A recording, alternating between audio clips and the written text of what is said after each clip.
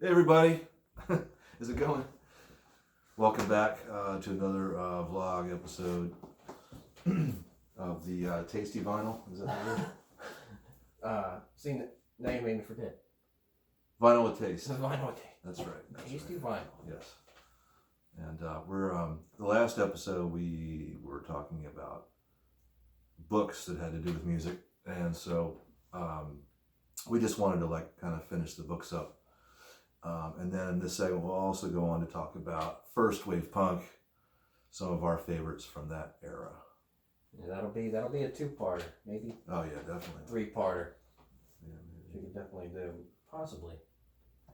What did I want to talk about from last time?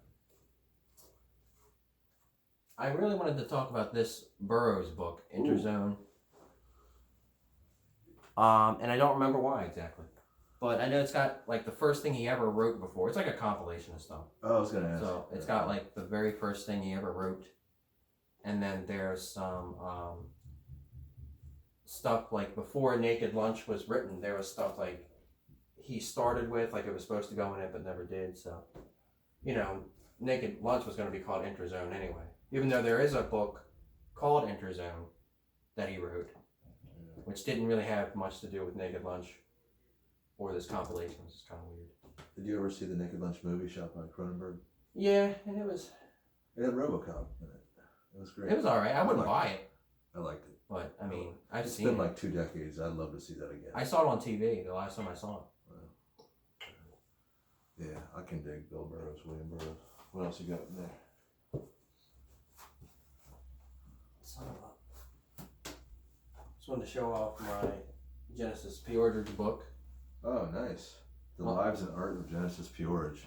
Yeah. Formerly of Throbbing Gristle and Psychic TV, right? Yep. This starts from the beginning. Coom Transmissions. I guess they were early 70s. It was him and Cozy Van Tooten. Yeah, she was in that. And probably what's the guy's name? But Sleazy went on to form when Psychic TV started. Sleazy went with Genesis, and the other two went on their own and did a bunch of horrible, early house albums. Oh, I didn't know that. Yeah. And then, Sleazy eventually started Coil, and I could never get into Coil. It just sounds like bad industrial. You went from making your own synthesizers and to buying them, and, kind of cheapens it, I think. I love Throbbing Gristle. I love Second Annual Report. I love they were making Nothing Short of a Total War. And good.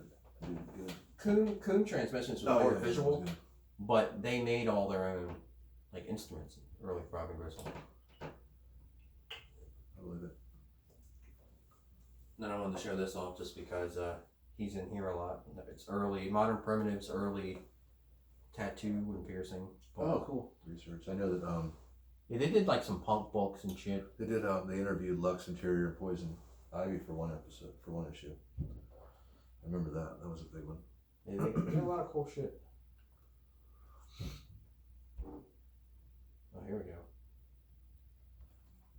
She got there.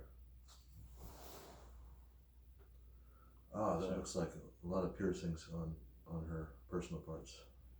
Will that be the clitoris? Can you say clitoris on YouTube? You can on Valentine's Day.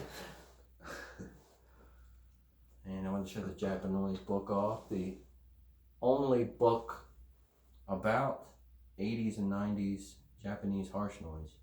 Oh, wow. The only one. And of course it has a review by Thurston Moore on the back. No, man, he's on everything. I think he's got good taste, but I don't like Sonic Youth or him. It's as music. I would never buy it. I wouldn't want to listen to it. He's got good taste. So let's finish it up here. All right. I wanted to get this show this Ramones book. Oh, which one is this? The Complete Twisted History. It's pretty informative. I got it from the bookstore because it was had all this damage on it in the front cover. So they gave it to me for $10 instead of 20. That's good. Is it worth 20? No. It's got some cool pictures and stuff. Like that with Ronnie Spector. That's cool. Yeah. You know, I adore her. And like talks about all their albums, even the later albums. Oh, cool. Mondo Bizarro. I got Mondo Bizarro like the week it came out. Poison Heart by Dee Ramone. I like how they made him still write for the band. Yeah, after he left. It's alive. Recorded in 1977. New Year's Eve. It's got some interesting tidbits in it, like how Dee Ramone worked as a hairdresser for a short time and then a male hustler. 53rd and 3rd. Weird job. Probably did anything just to make a couple bucks. Sure. And then last book, Daniel Goins, Dope Fiend. Oh, okay. So this is like in the junkie category. Yeah. Like the Burroughs. It's from the 70s. It's like Iceberg Slim stuff. He's like, I don't want to say he's the Kmart version of Iceberg Slim, but it's very much like the same stuff. And it's crazy. Like if you read it, it reads like it's coming out today, like a hood novel from today. Oh, neat. Not like 72. But the music, when they do talk about music, you know, it's all soul. Okay. It's all soul shit. Which I thought was just so interesting. Castle gave me that for my birthday 1 year. Oh, nice. I don't know where he found it. We were talking about Iceberg Slim for something, and it just kind of rolled into it. So let's get to this first wave stuff. I'm going to start with one, and then you got a big stack over there. So I do. And if I don't get through it all today, I'll get there eventually. I don't want to bring a whole bunch of like vinyl, but right. I had to bring the models. Yes. Talking about a freeze. You down on your knees. How much does that go for? I got this one for like $10. Really, that's not bad. No, but right. I mean, it took me years to get it because I didn't want to pay $20 for a 7-inch. It's like 2 songs. Yeah. But I like the. What's the B-side? I don't even know. Man of the Year. No, I've never heard it. I've only heard the freeze. Wow. It's awesome. That's cool. I also have from the same company how they have like the art. Boomtown Rats. #1. It's got like the same kind of art. Like I guess they did all their 7-inch in 77 like that. Oh, okay. But they were, you know, everybody's got Freeze on a compilation somewhere, and I had that early on, and I read about him in Sniffing Glue, and I always wanted to get the 7-inch, but it took me years to find one that wasn't like ridiculously priced. I made an offer for $10. I think he wanted like 17 or something. Oh, I took it. I was like 10. I do it all the time, like probably every week I lowball somebody, and you know I do get once in a while. Once I in a want to while. get rid of it. Once in a while, there, okay? It's yours. This Discogs is great. So I brought out some of my LPs, and this one's in really bad condition, but I got it from Roger Pritchett. Rest in peace. And What, did he just give it to you? What's the story on that? Well, probably he sold it to me. Yeah.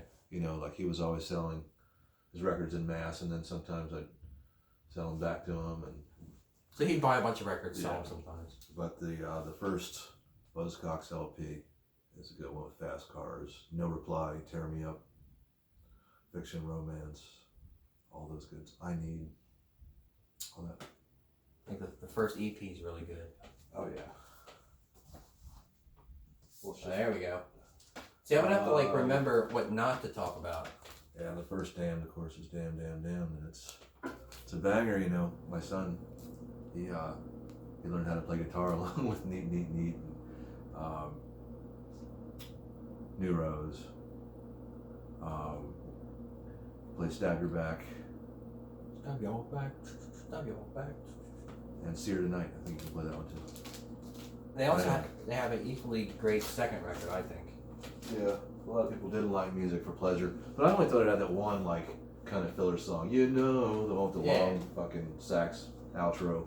It's like 7 minutes long. But it's still pretty heavy. Dun, dun, dun, dun. Take that track off, and it's a great album. Right. Yeah. Yeah, but they had to. I forget who they had somebody from Pink Floyd produce that album actually. Yeah, Nick Mason, I think it was the keyboardist. Pink Floyd did music. So bizarre. Like a weird thing, because you know, like they weren't punk fans. I think they wanted Sid Barrett to do it, but yeah, I might be mucking that story up. But I think they got the keyboardist, because Sid Barrett was out of his head. Dictators. Oh, definitely first wave there. 1975. Let's go ahead and set it up there and appreciate it. He did not kick Wayne County's ass, though. Handsome Dick Manitoba, the singer, he was a wrestler, right? Yeah. And he got into it with Wayne County, who was he's a transgender. Yeah, even back then. Yeah. And I kind of think from... Didn't Wayne County break his his collar with the mic stand? Because he was heckling him. Right. And then, after, like, when you read about it, he still says, oh, it was all good fun, I was joking, it was like a big joke, like, we were all laughing, and it was like, I didn't mean it. I don't know why you had to get all, like, violent on me. Showed him a thing or three. Yeah. Oh, this is my Eater 12-inch single for Lock It Up with Jeepster on the B-side, and I love Eater. And my guitar player, he actually had the 7-inch for, no, I think it was Pritchett's. Yeah, it was my singer. He let the guitar player hold it, and then they were gone. They were jacked, but they had the original singles for Thinking of the USA and Outside View. Who jacked that? We all know who jacked it. But yeah, they sure did. Outside View, I love the bass line on that Eater single. They got a good bass player, and people say that they suck, and like if you like read reviews, they're like, oh, they're horrible, like they couldn't play their instruments. But if you listen to the bass, like he's not just playing the same thing the guitar player is. He's like, no. Yeah. He's like, I thought the band was great. I like. I have the CD, the Complete Eater, and yeah, I got that. And that's good. I mean, the one with the ant on it. Well, there's two different complete. Yeah, there's two. There's two all completes. there's all of Eater. Yeah. And then there's the complete, which is pretty much the same fucking. Yes, I mean compilation. That confused me. They're both everything, but you're right. There's two different covers at least. The one I have is a band. Yeah. The picture of the band on it. And that's all of Eater.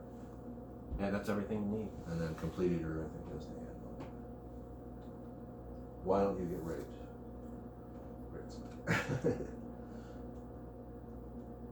Speaking of rape. And not making a rape joke, but this band. Sure. What can I say about the rape? Didn't you say they were very Bowie influenced? Yeah, but they don't sound like it. Yeah. They're just hard. I guess a lot like Eater. Heavy teenagers. Like that picture. Love Bowie, love Iggy Pop. New York Dolls. I like what are the standout tracks on that album? On this? Say highlights. Babysitting's really good. Cheap Night Out. London. Slits is a good track. Those are the ones I like. And you said this was 1978? And that's 77. Okay. So they formed in early 1977. And I like the Melody Maker review of the band. And a word worthless. Sewer sediments throughout. Sounds like a motley group of infiltrated egomaniacs devoid of any musical integrity. It's a little more than one word, but that's great. My next one, I'm going alphabetically, album-wise here.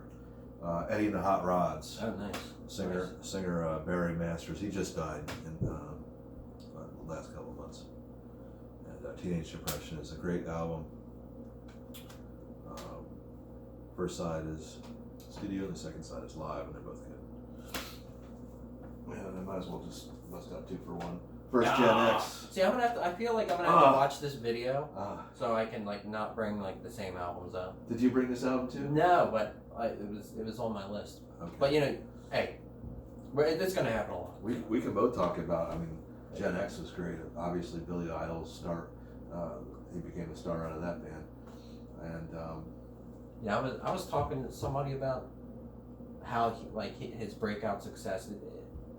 To me, I love Generation X and Tony James, but his solo stuff just gets to just a bit corny.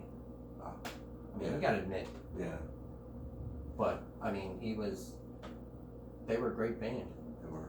And you got the CD with the bonus tracks. I know. Yeah. With the dub of this heat. And Or- Kleenex. Oh yeah.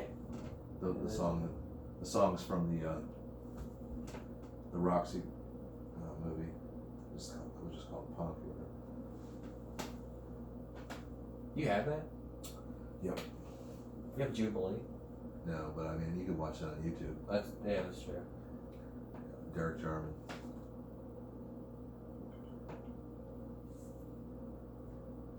Well, we'll talk about Killed by Death Cool. series. This is number 6. This has got some. This is no 76 or 77 shit on it, but 78. And I'll probably bring up stuff from 79, but I won't go past 79. Right. Yeah. Just because, you go on forever. This is the second Killed by Death because it was better than the first. But what's on here? Oh, Bummer Bitch by Freestone. That's punk as it gets. And That phrase. it's got Detention doing Dead Rock and Rollers. They're out of controllers. It's got Communist Radio by The Eat. Dead. It's got Oh, Casey's Place by The Mentally Ill. and I'm going to talk about their album. They have a compilation album. And they are a weird fucking band. They got back together like a decade ago or so. Uh-huh. Such a weird looking band. It's like the singer was all like beefcaked out and stuff. Uh-huh. But he still sang, he had that, that voice, that high, whiny. Yeah. This is the third Killed by Death. What's on this one? Lewd, or The Eat. Queers? Oh yeah, this is the Old Queers with their first singer. Wimpy. Doing I Don't Want to Work and I'm Useless and At the Mall. Yeah, all three of those are on Killed by Death number 3. Oh, Violators. No way. Yeah. Oh, New York N-Words. I got that EP. Or Really? 7 inch, yeah. Wow. Should have brought that, but I didn't want to bring a lot of wax with all the books on top. There's the fourth one. Killed by Death 4. The Zero Boys and the Victims. Rotters are on there. Doing Sink the Whales and Disco Queen. Really Red.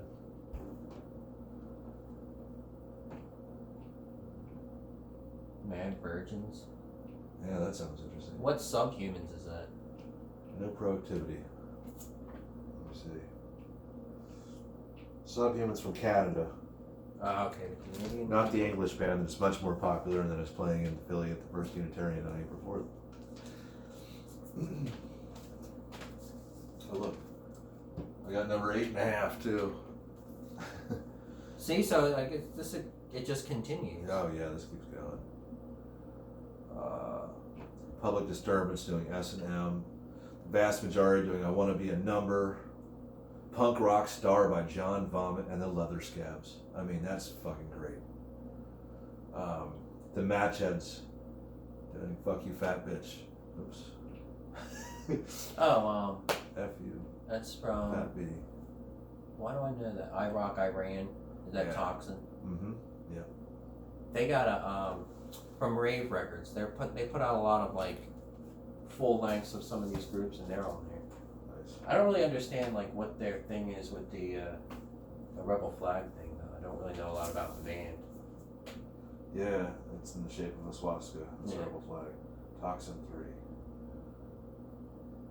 Like I don't know. It said, living in redneck country has put them in a foul mood.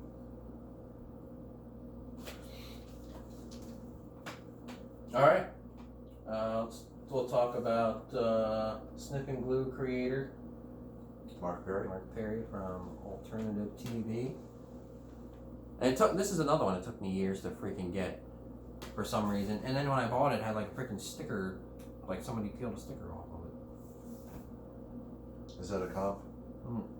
It's the first album with some bonus tracks. But Oh, it's yeah. the first album. The image is cracked with the bonus tracks on it. Now, in the punk rock movie we were talking about earlier, shot by Don Letts, Yeah. they were doing a reggae song for like half that movie. Yep. Is that on there? There's some dubs on there, but Yeah. like there's life after dub version where they try to go reggae. There's a couple of like where they try to go reggae songs on it, but they did an album with Throbbing Gristle too. 78. It's got like 25 tracks on it. Like some of it's like a cross between, you know, obviously punk and what Throbbing Gristle is doing. They went weird fast. Yeah. This was live at the Roxy, where Don Les was the DJ in London. Early performances by such as Wire and Slaughter the Dogs, Adverts, Johnny Moped. And first wave from the West Coast, California, USA, Danger House collection called Me One Breakfast. With Bags, Eyes, Deadbeats, Dills, Alley Cats, Weirdos, X, Randoms. I bet this is worth some money. Yeah, you know. The Danger House collection, because this is out of print, and Danger House has subsequently released different collections. There was Danger House 1 and 2 that was out on Caroline. Distributed by Caroline. Clearly out of print. Oh yeah. Oh, here's a good one. Janet Jackson. No, it's Penetration. They're another first wave band, a band that formed out of a Sex Pistols audience. Demos, huh? Yeah, it's Race Against Time. Penetration is the demos they made from January, from 1977 to January of '78. And, Don't dictate to me. And basically, what you have here is a much better, much punker version of the band than by the time they recorded their late LP called.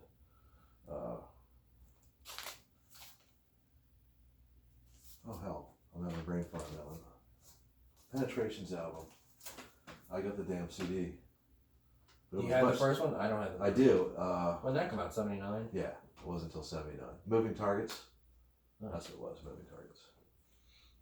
We talked about Mark Perry and Snip and Glue, so we'll talk about the Bondage fanzine.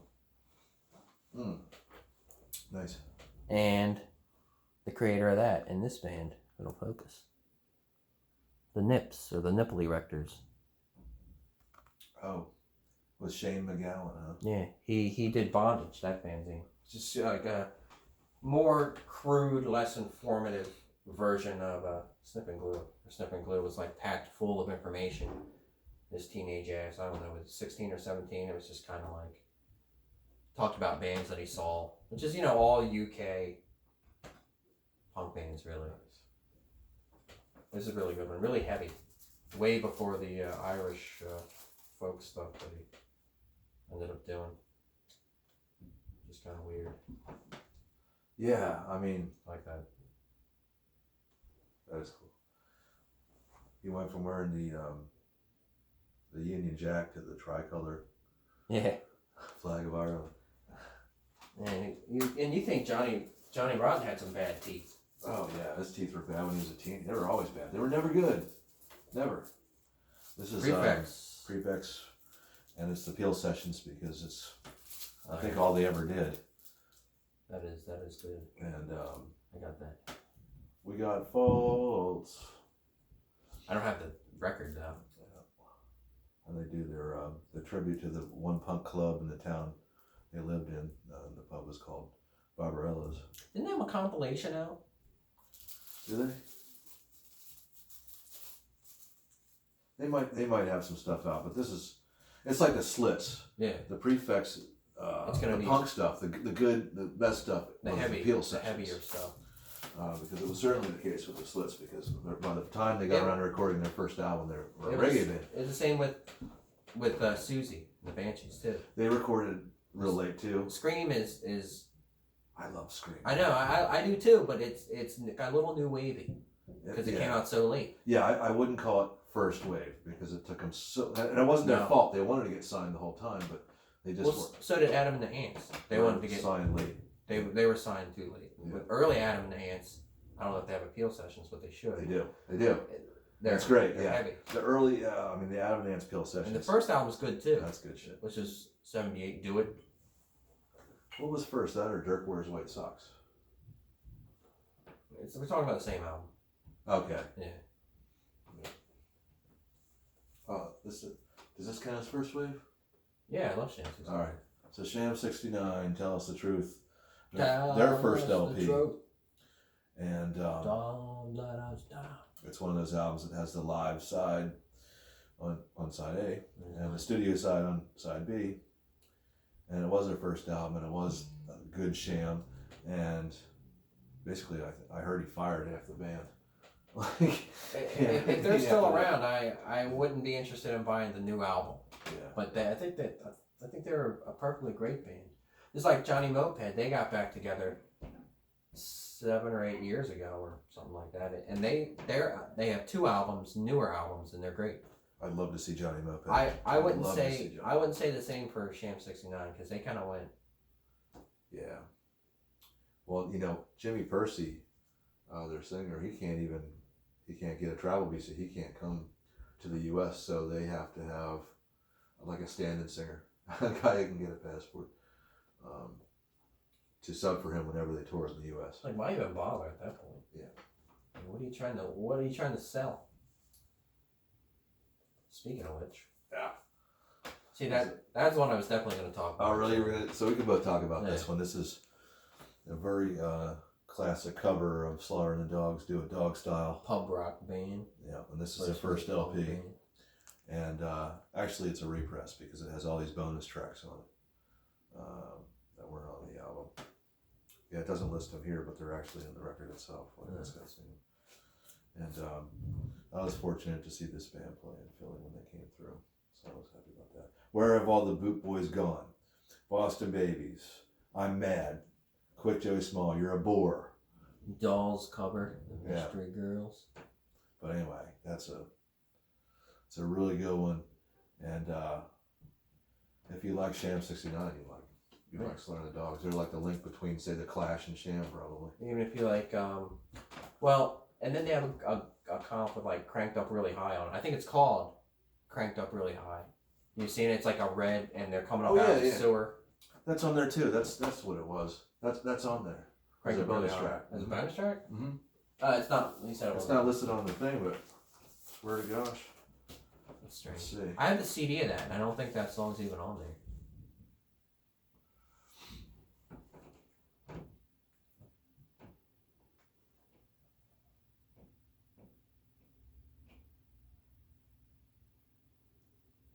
It doesn't list it. I know it's on here though. Is that your only Slaughter and Dogs album, or you have other albums?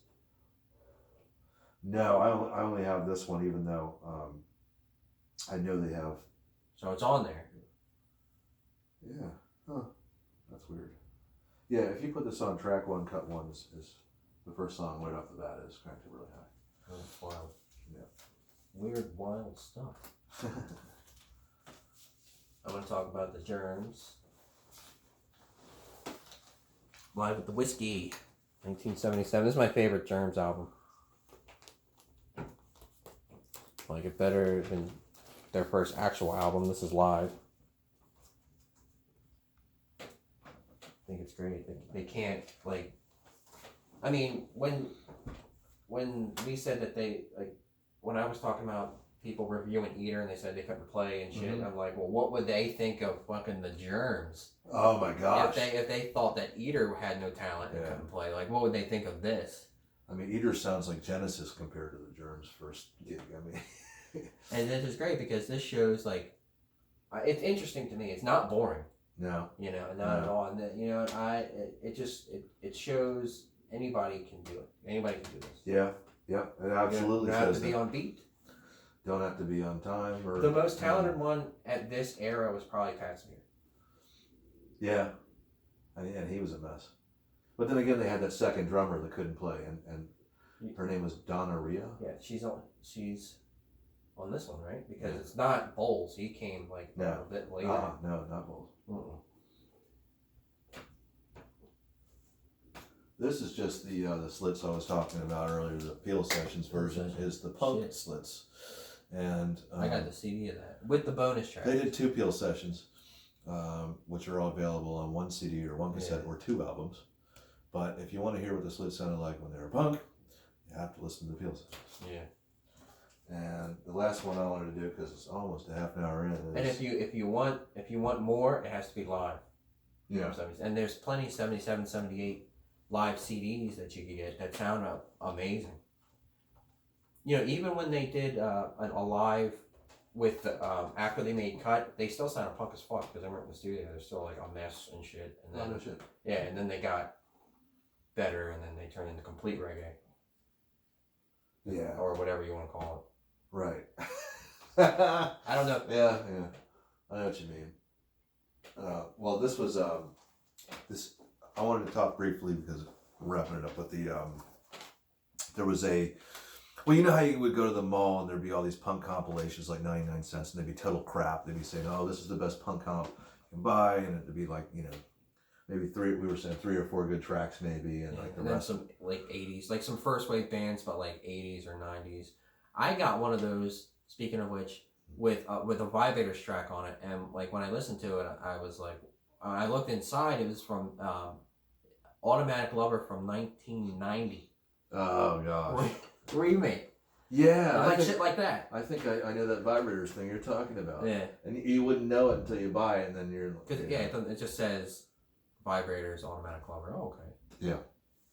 But there was a series that came out in the early 90s in tandem with his book, England's Dream, that John Savage compiled, and he put it out on Rhino Records. It's now, you know, unavailable, but it was the DIY series. So we had, you know, DIY UK Punk 1, DIY UK Punk 2, DIY UK Pop 1 and 2, and there were more in the series. I think, you know, there was also LA and stuff, but yeah, it was, you know, at the time I heard it, which was when I, you know, turned 18 in tandem with that, having that book, England's Dreaming, it was just revelatory, and it's not all the things you'd expect on a, you know, what they call a punk compilation, but the way, you know, punk came out in England was in dribs and drabs. So you know, the Damned did New Rose, and then it was months before, or you know, a month before. 7 inches. Yeah, and there's tracks on here like by the Only Ones. Well, see, I like that band. I love the Only Ones, and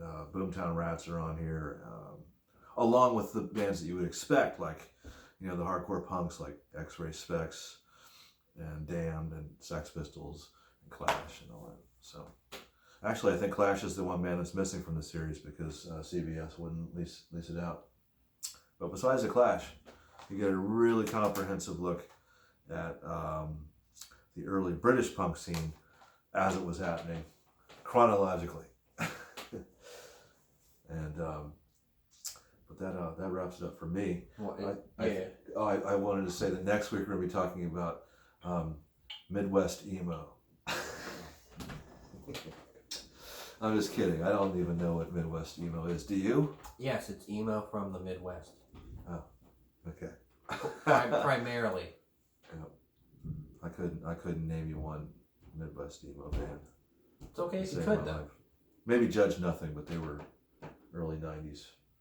I don't know. But I forgot what I was going to say now. Shit. After that. Well, we're a half hour in, so if you want to discuss Midwest emo, make a comment. Yeah, and tell me what the hell it is or who's in it. Learn us something. Because, what years? Do you like? Right. Emo's been around since what, 84 or something? Yeah, something like that, like the Discord bands of that era. Yeah.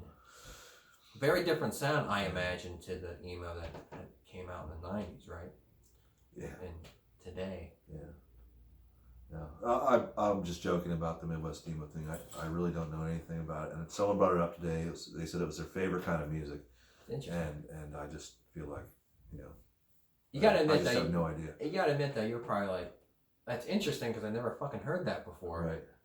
Right. I definitely never heard it put like that before. Yeah. Midwest. Mm-hmm.